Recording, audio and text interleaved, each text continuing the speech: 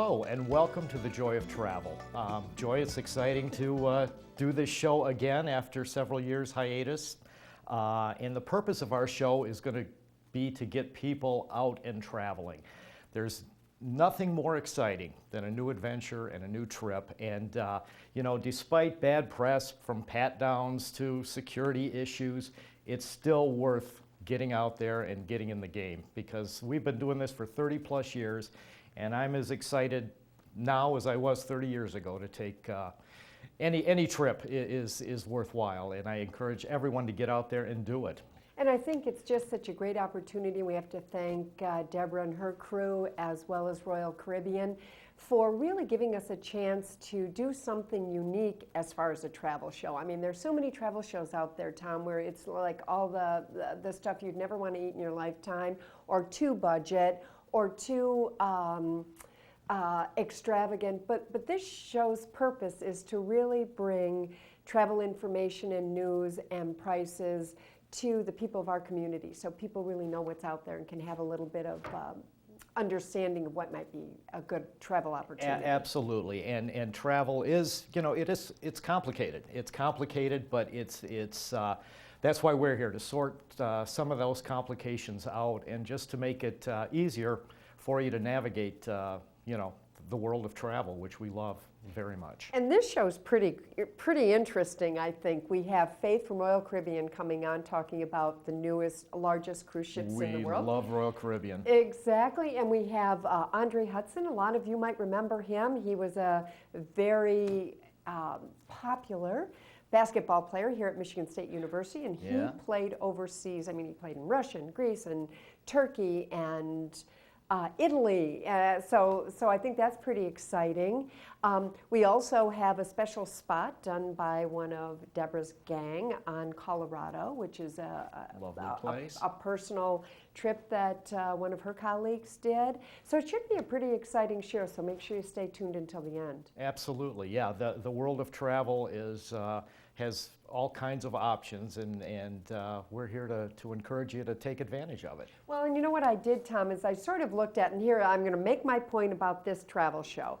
I looked up on the Travel Channel's top 10 family vacations, their picks. Yes. I scaled it down to 5, and none of their top picks would have been what I know are the top picks for families that I've booked certainly over the last 5 or 6 years. So let me just kind of put that into the mix. They said Atlanta and Nassau, Paradise Island, which is very expensive, and frankly, Nassau is very uninteresting in my personal opinion. They did Snowbird, Utah, and Snowbird I wouldn't think is a top family destination, especially because you can't drink. How are the parents going to enjoy that trip with their kids if they can't drink?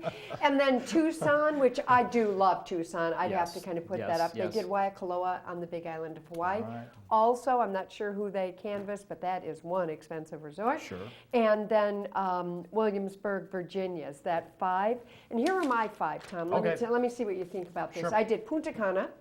Yes. Which I've had people repeat year after year after year. Well, and we just got back from there and had another great time in Punta Cana. Yeah, we rocked at the Hard Rock. We did. Didn't we? Oh, and I should say my husband got an Eagle. Congratulations on your Eagle, First Tommy. Hole. Yeah. First hole. On that new Nicholas course. That was pretty cool, Cana Bay. The Riviera Maya, where it's also many all-inclusives and even people that are a little touchy on Mexico. What's your thought on Mexico, Well, Tom? Mexico, needless to say, is getting a lot of bad press. And, it's not to say that you should avoid Mexico. Places like Cancun, Puerto Vallarta, the tourist areas are still very safe. The PGA just had an event in Playa del Carmen, and that Mayakoba resort, which is dreamy. They said the players just loved it down there, brought their families down. So, Mexico's always been a good deal. Well, it's just sort of, like I say, sort of, there are parts of Detroit that you wouldn't want to go to, but that doesn't preclude you from going to Traverse City. So that's what we're kind of talking about here. Exactly. And the Riviera Maya, of course, has Mexico's such a great value. Yes. And then I thought cruising, a Royal Caribbean cruise. Absolutely. I think I sold more of that for this spring vacation. And they have something for everyone. And how about going into Alaska and Europe? season family vacations. That's a Absolutely. good one. Yeah. Jamaica, because of the nonstops. By the way, the nonstops out of Lansing are operating from now until the April 27th, and the Cancun nonstops are operating from now until April 30th. So great bonus for the Lansing area. We're very fortunate to have an international gateway right here in our backyard. And you know, Disney was also one that I think always would have to rank in the top 5. Well, it's on everyone's list, especially if you have kids, and we've taken our nieces and nephews down there, and they always enjoy it. Yeah, yeah. I think it's an expensive kind of vacation for what you can get at an all-inclusive, even say in Jamaica, where you spent 5 years of your formative life. Big fan of Jamaica. Yeah, yes, great. yes. Well, we've got a action-packed show, so Tommy, let's say we get to it. Okay, let's go traveling. While the tendency for most may be to head for warmer climates when vacationing, it's important not to rule out the many potential wintertime trips. One such trip could be an excursion to one of the U.S.'s many ski and snowboard resorts like Winter Park, Colorado. So yeah, over winter break, we went to Winter Park in Colorado, stayed there for 9 nights. Skiing was great, snowboarding was great. We got dumped on a couple times. Fresh powder is really what we wanted, and I have nothing but great things to say about Winter Park. The resort and surrounding town of Winter Park offer up a variety of activities, including shopping, a variety of unique restaurants and bars, snowmobiling, snow tubing, and obviously skiing and snowboarding. The village was awesome. After skiing, you could go down there and grab a beer. They had awesome pizza at this place. And yeah, we stayed at a condo that was rented to us by Winter Park, and the lodging was awesome too. It was everything we wanted. We had 10 guys in there, so there was plenty of room. Winter Park offers affordable lodging with both slopeside and in-town availability. The resort also offers affordable rates for ski passes, with a number of deals for all ranges of ski experience. Packing a winter coat instead of a bathing suit can be a great decision, with excellent snow conditions lasting from late November through April. I'm excited today to have Faith Sutkus with us, who's the business development manager for Royal Caribbean, right here with us. I am so excited, Joy, to be here. Thank you for inviting me to be a part of your show. Well, what's exciting about it is thanks to Royal Caribbean and you, Faith, we are able to produce a show here in Michigan that is going to bring cruising to our area. So thank you so much for doing that. It's an honor to participate with you in educating everybody in the community about what an amazing opportunity it is to take a cruise and the amazing value. Well, you know, I've had this company 30 years, and cruising is one of those travel markets that is so interesting and so complex at the same time that it's really important to be able to discuss it with someone like you. So, Thank you. First of all, the most exciting thing for Royal Caribbean is you have the largest ships in the waters. So tell people about that. You know, Joy, Royal Caribbean didn't set out to build the world's largest ship.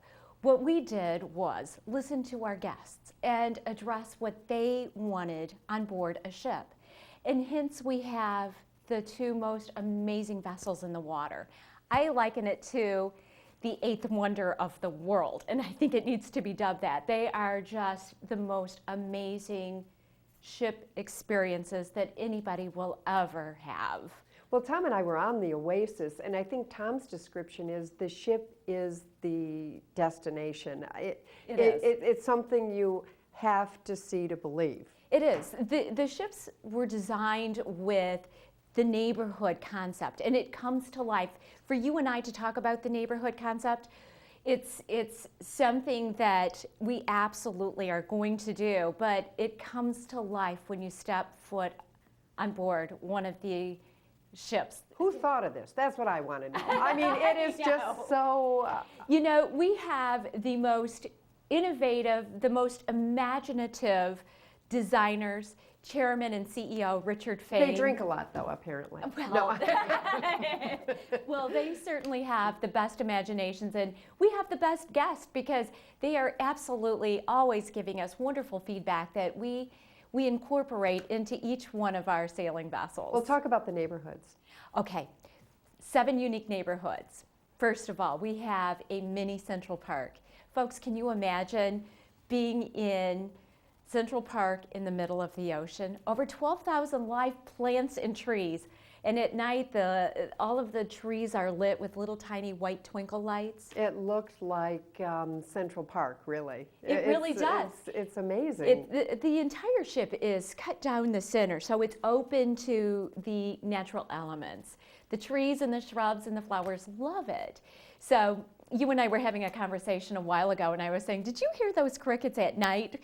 And it's the most amazing experience to be in the middle of the ocean at night, stars twinkling above, and to hear crickets. It's the small things. It's a surreal kind of a experience. Exactly. The neighborhood concept absolutely was designed so that there's a place for everyone. And when you think about going to New York or going to Chicago, you find yourself migrating to different neighborhoods within those cities. So that's the So same. what are the neighborhoods again? So There's we Central Park. So you can tell I like Central Park. We have the boardwalk, and it's a mini Coney Island with Ferris wheels and hot dog stands and freshly made ice cream. I hung out there for a while. That was a lot of fun. Yeah, And with each theater. area has a great public area, so there's bars and places to sit. And you know what's so unique about just those two neighborhoods? They have balcony staterooms that overlook each one of those neighborhoods. So instead of having the ocean view, you now have the opportunity to overlook the boardwalk view or overlook Central Park. And it was interesting how people really do like that as well. And They do. it sails out of Fort Lauderdale, so it's easy to get to. Absolutely. And I just heard that the port in Jamaica opened up. Yes, Falmouth Yes. just opened up, so we're Yes. really excited Which is a about cool that. part of Jamaica too. It puts you in easy shot to Negril, easy shot over to Ocho Rios. So, and the price point on that ship is really attractive. So you can check with your local travel agents or call Classic Travel, and we'll help you decide what's a good time to go. I Absolutely. just booked a family on that for Christmas next year. It's just the perfect trip for families. In fact, would you consider sort of designing one of the programs about traveling with families and groups? Absolutely. Great. Sailing with Royal Caribbean and the Oasis and the Allure, there's just nothing finer than to be able to have multi-generational families traveling together, because there's something for everybody. There's those 7 neighborhoods that we were talking about. We have the Adventure Youth Program. It's a campus. They have their own laboratory and their own children's theater where they put their own performances on. Well, excellent. Well, I'm going to look forward to having you tell everybody about that, Faith. And thanks again so much for supporting the show. It's my pleasure. And we'll be back right after this.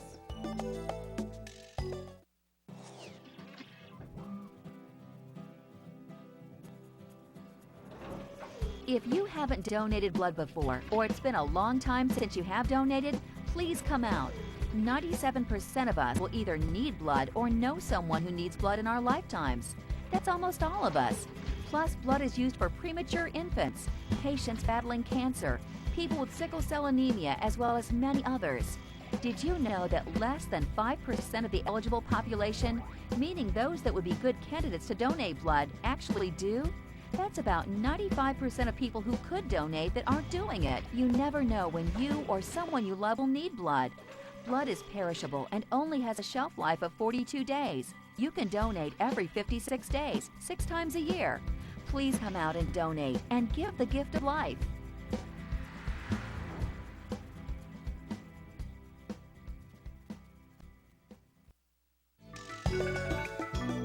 Well, I think we have a pretty exciting interview today. Many of us remember, because you were such a popular player back in the late 1990s and early 2000s, Andre Hutson, famed basketball player. Thanks so much for coming on here today. It's a pleasure to be here. Pleasure to be here. But from a travel story, Andre, I think your travel story is pretty fascinating. You graduated from college and immediately went overseas to play basketball. Where did you play basketball over the, 10-year reign that you were Yeah, it was after actually college? 9 seasons I've been playing overseas. My first year, I flew over to Naples, Italy, September 10th, right before the day before the attack. So I was pretty fortunate to make it out. But how menacing would that have been for someone who hadn't flown to Europe by themselves and was starting a whole new life to Yeah. fly out that day. Honestly, that was a big experience in itself for me, just being overseas for the first time, living overseas and trying to adjust to the culture over there. And Naples is pretty. It's pretty aggressive over there. The Yeah. people are very emotional, very outspoken. They don't speak much English down there in Naples Yeah, either. that's So true. it's for a first time, foreigner being over there, it was kind of difficult for me. So you start out, going to play offshore the day before one of the biggest historical disasters of the United States, and you're in the wildest part of Europe, which is southern Italy. Yeah. Wow. It was an experience. Like I said, I got there on the 11th in the morning. I was kind of tired from the long flight. It's a 9-hour flight, I think, and I kind of just crashed. And later on the day, happened to turn on the news, and there I saw the towers being hit, and it was an experience for everybody. But for me, it was kind of touched me a little differently just because I was overseas for the first time. It was tough for me as well. Well, when Morgan comes on, your wife, she can kind of tell us what it was like from her perspective. So you played in Naples, and where else? Yeah, I started off in Naples, and I actually got injured that year, so I had surgery in the summer, and I went back the next season, about halfway through, played in Athens. And There's another wild place. Athens was another wild place, but it was a fun place. I actually enjoyed it a lot. And I was there for 3 years, and also played in a smaller town in Greece called Kozani, which wasn't as nice as Athens, but the people in Greece are very friendly. How far is that from Athens? Kozani is in the northern part of Greece. Athens is more in the southern part of Greece. Okay. And Kozani is also in the mountains, so Wow. it's a little trip from Athens. But And it was nice. After that, I went to Russia, played in a city called Perm, Russia, very small city considerably for Russia. It was still 2 million people, but it's kind of out in the middle of nowhere, and that was tough. And then back to Greece. I went back to Greece 1 more year in Athens, and I finished up in Istanbul, Turkey, and Rome my last 2 seasons. Wow, a couple of great cities there. I love Istanbul and Rome. But tell us some of the things, some of the unique things, how you dealt with, did your coaches speak English always, or were you the only American on the team, or? Yeah, it was, that was kind of tough too. My first year in Naples, it was I played with five or six Americans, and it was probably the most Americans I've ever played with on any team at any given time. So I had a lot of support, a lot of guys to talk to, because honestly, they didn't speak much English in my first season over there. The coach, he was strictly Italian, and he had an assistant who did all the somebody translated? Yeah, the assistant Oh, no translated kidding. everything. So, he knew a few English words, and if he was speaking to us directly, he would try his best to say what he could. But there was always the assistant right there, kind of helping the words come out for him. So it was a little different. But after that, pretty much every season I played, every coach I played for, they spoke English. Oh, really? And it was pretty much that was the language that was being spoken throughout practices and games and meetings. So. Was it always like a really tight unit with the Americans, and did you always have at least one other American on your team? Yeah, normally I played with one other American. There was a few years where I had maybe 4 or 5 other Americans, but for the most part it was just me and another guy. And how was the quality of basketball compared to what you were accustomed to? It was different. It was different here. Well, the language barrier for one is tough, so the messages get relayed a lot slower. The pace of play is a little bit slower, a little bit more physical over there. Guys just aren't as fast and as athletic as we are here in America, so the game's a little different. But it's an adjustment period. I think if you spend the time over there and you learn the system, learn the ways, you can adapt to it fairly easy.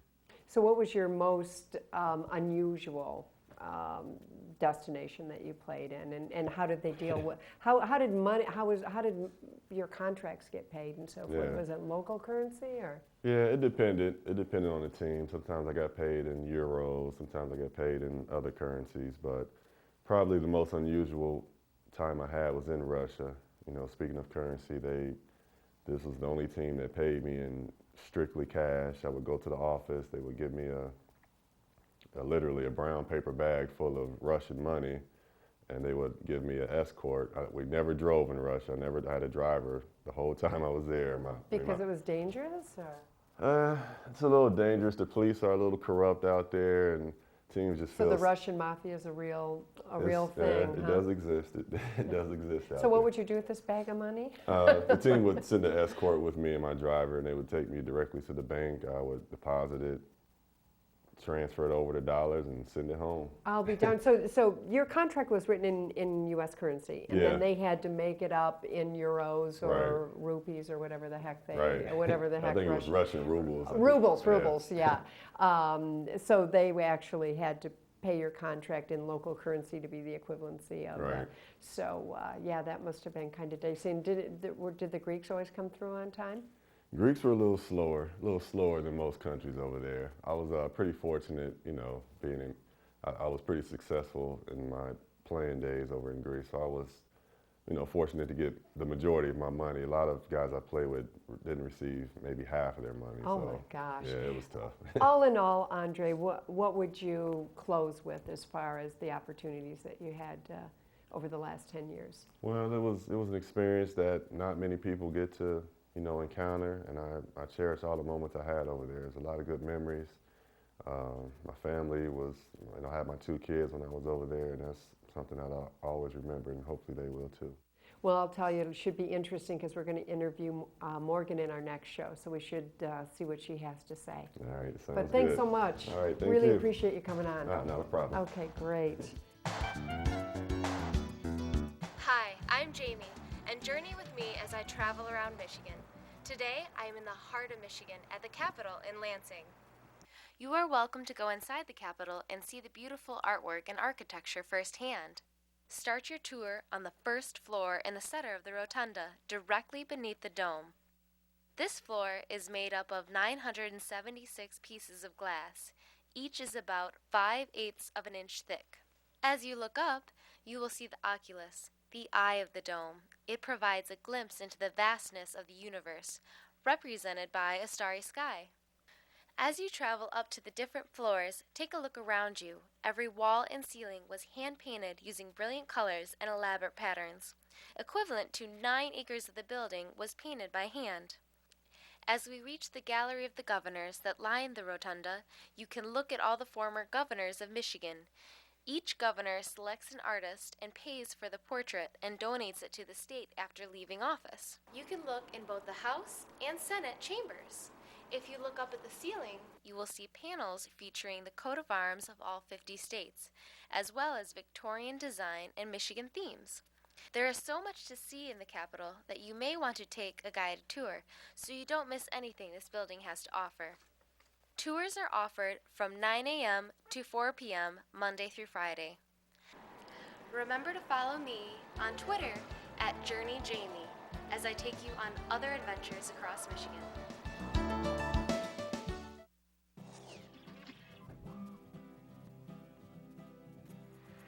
Okay, the blood drive is in a few days. Here's what you need to do to prepare your body for the best donation experience possible. Start stocking up on iron-rich foods like green leafy vegetables, lean meats, nuts, and berries. Here's a list of iron-rich foods that you can eat.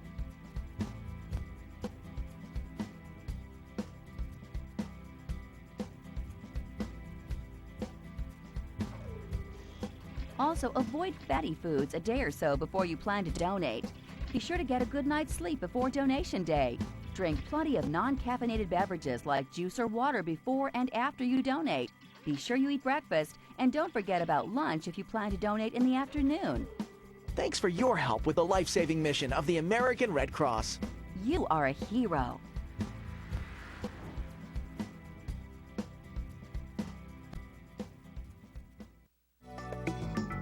Today, Faith's Cruising Tips is going to be unpacking. I think that everybody has a little hesitation when they're getting ready to go on that cruise. What should I take with me? And folks, you really need to look inside yourself and decide, do I want this to be a totally carefree shorts and flip-flop vacation? Well, on a cruise ship, that will be just perfect for you. And if you want to dress up, there's absolutely an opportunity for you to do that as well. So put in your suitcase whatever you want to wear on your vacation, because again, it's your vacation. Once on board the ship, you unpack your suitcase and you're done. You put everything away and you get to stop in all these wonderful different ports of call without even having to think about packing and repacking and unpacking. That's one of the joys of cruising. Once on board the ship, it's wonderful to dine in all of the wonderful restaurants. A lot of the restaurants require that you at least have long pants and no sandals. So be sure to pack a pair of either nice black pants or khaki pants and a nice shirt, and you'll be able to get into any one of the restaurants on board. For example, the Oasis and the Allure of the Seas have over 28 different restaurants. So there's a dining venue that absolutely will speak to your personality on your cruise.